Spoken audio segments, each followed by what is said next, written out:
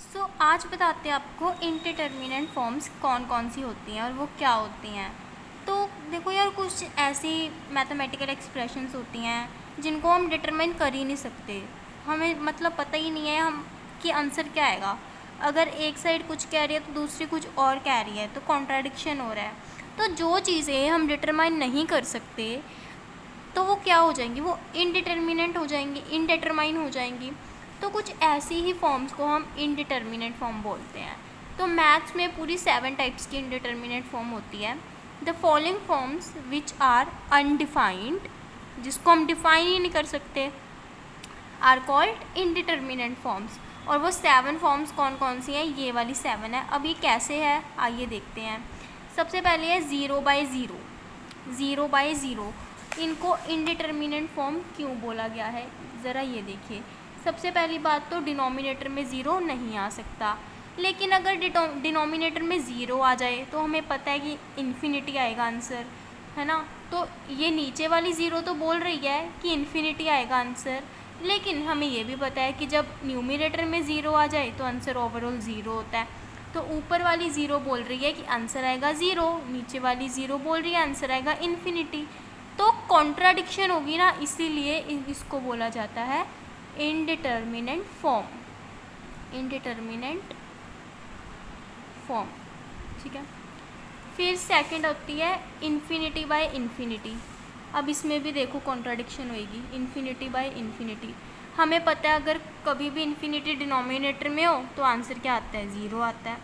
लेकिन अगर न्यूमिनेटर में हो इन्फिनिटी तो भी हमें पता है आंसर इन्फिनिटी आता है। लेकिन यहाँ पर तो न्यूमिनेटर में भी है और डिनोमिनेटर में भी है।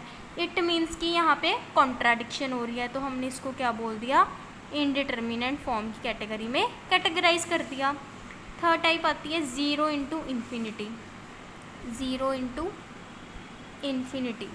अब देखो किसी भी नंबर को 0 से मल्टीप्लाई करेंगे आंसर क्या आएगा, 0 आएगा। हम ये भी सोच सकते हैं अगर किसी नंबर को इन्फिनिटी से मल्टीप्लाई करेंगे तो आंसर क्या आएगा, इन्फिनिटी आएगा। तो ये तो बोल रहा है आंसर 0 आए, ये बोल रहा है इन्फिनिटी आए, तो कॉन्ट्राडिक्शन हो गई ना। तो इसीलिए बोला है इसको इनडिटर्मिनेंट फॉर्म, कि डिफाइन ही नहीं है भाई चीज़ें। फोर्थ टाइप आती है इन्फिनिटी माइनस इन्फिनिटी। अब हमें पता है इन्फिनिटी माइनस इन्फिनिटी अगर आप बोल रहे हो कि 0 होता है तो आप गलत हो। कैसे, क्योंकि इन्फिनिटी और इन्फिनिटी ये दोनों इक्वल इन्फिनिटीज़ नहीं है, इन्फिनिटी में भी डिफरेंस होता है। तो ये दोनों इन्फिनिटीज़ जब इक्वल नहीं है तो हमें क्या पता कौन सा बड़ा है, क्योंकि दोनों इन्फिनिटी हैं। तो कॉन्ट्राडिक्शन हो रही है, इनडिटर्मिनेंट फॉर्म बोल दिया। अब देखो ज़रा फिफ्थ वाली इन्फिनिटी पावर 0।